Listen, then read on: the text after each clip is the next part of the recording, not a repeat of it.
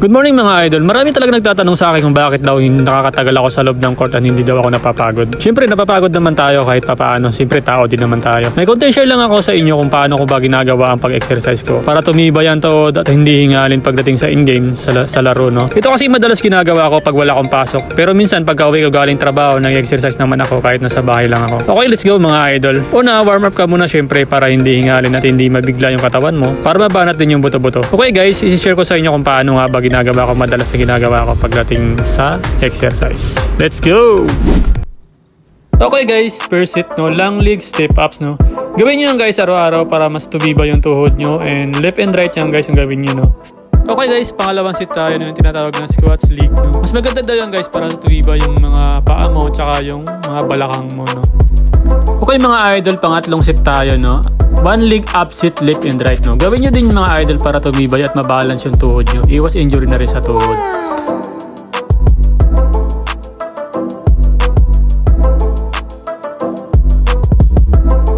Okay mga idol, proceed tayo sa pang-apat guys, no. Jump squat, no. Mas makatulong din daw yan guys para tumibay ang paa nyo at iwas tapilok.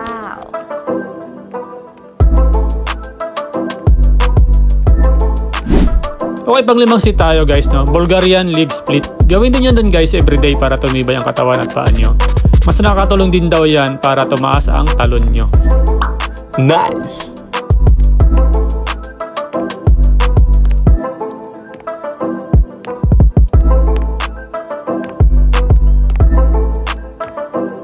Doon naman tayo guys sa pang-anim na sit, no.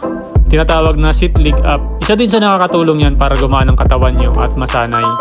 Sim lang din yan siya, no, para kahit papaano tumaas yung talon nyo.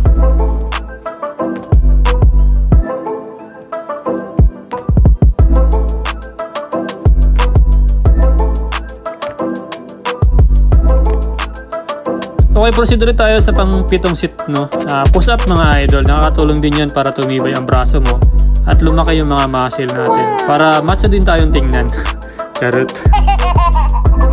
Okay mga idol, last sit na tayo, no. Leg up sit, no. Halos same lang din yan para dun sa mga nauna.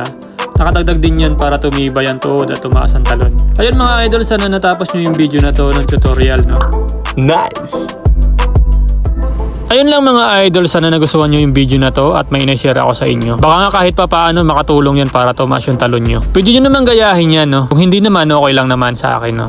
Nasa sa inyo naman yan, panoorin nyo lang yung video na to. Hanggang dito na lang yung video natin mga idol. Maraming salamat sa inyo, ingat kayo and stay humble lang palagi sa sarili. Bye bye!